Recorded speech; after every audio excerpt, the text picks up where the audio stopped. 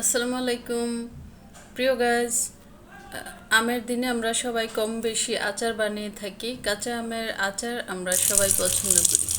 আজকে আমি তেল ছাড়া আচার বানাবো। প্রথমে আমি আমগুলিকে এইভাবে চিকন করে কেটে নিয়েছি, একটু ধুয়ে নিয়েছি। তারপরে আমি চিনি দিচ্ছি এখানে। সিরকার ভিডিওটা আসেনি এখানে, সিরকাও আমি দিয়েছি 2-3 চামচের মতো। আর চিনি দিয়েছি 1 কাপের মতো। 1 কাপ চিনি আর সিরকা দিয়ে 1 ঘন্টা ভিজিয়ে রেখেছিলাম। ওটা সহ আমি এখন কড়াইতে দিয়েছি। কড়াইতে পানি ফুটবে। যখন আমটা ফোটা শুরু করবে তখন একটু স্বাদ মতো লবণ দেব, একটু চিনি দিয়েছি আগে, হলুদ গুঁড়ো, মরিচ গুঁড়ো এবং একটু 5 ফোড়ন মশলার গুঁড়ো দিব। আমি এখানে দিয়ে নিচ্ছি সবগুলি মশলা। দেওয়ার পরে কিছুক্ষণ পরেই ফুটতে শুরু করেছে আমগুলি। দেখতে পাচ্ছেন খুব সুন্দরভাবে ফুটছে।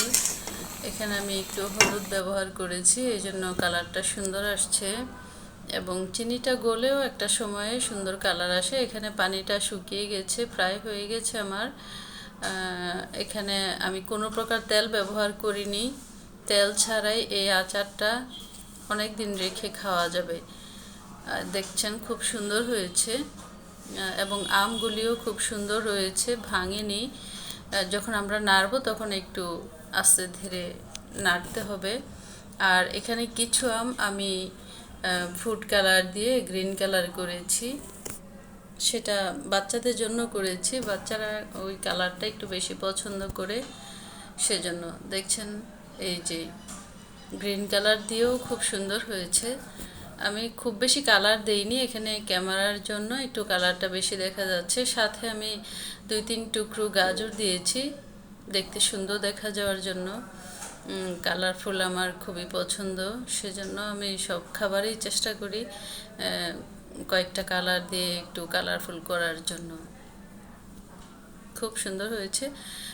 বাসায় আমার মেয়েরা খুব পছন্দ করেছে গ্রিন কালারটা, খুব সুন্দর আসছে। খেতেও ভীষণ মজা হয়েছে তেল ছাড়া। আমরা তো এখন সব কিছুতেই তেল কম খাওয়ার চেষ্টা করি, তাই এই আচারটাতেও আমি তেল একদমই ব্যবহার করিনি। আপনারাও করে দেখতে পারেন।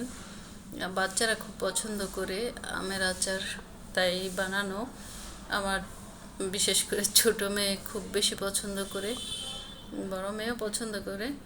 ছোট মেয়ে সবসময় বলে ওর জন্যই আমার খাবার তৈরি করা, সব কম বেশি সব কিছুই করে থাকি বাসায়।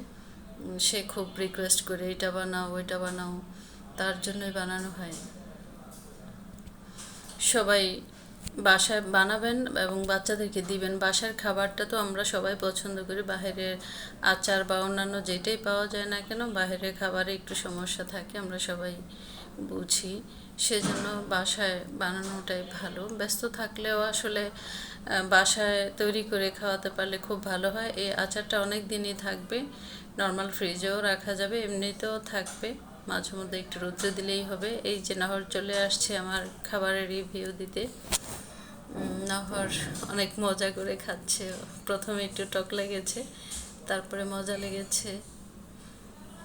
নাহরকে অনেক ধন্যবাদ, সবসময় আমার খাবারের রিভিউ দিয়ে থাকে।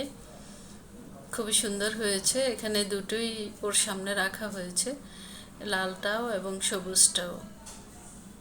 থ্যাংক ইউ সবাইকে দেখার জন্য।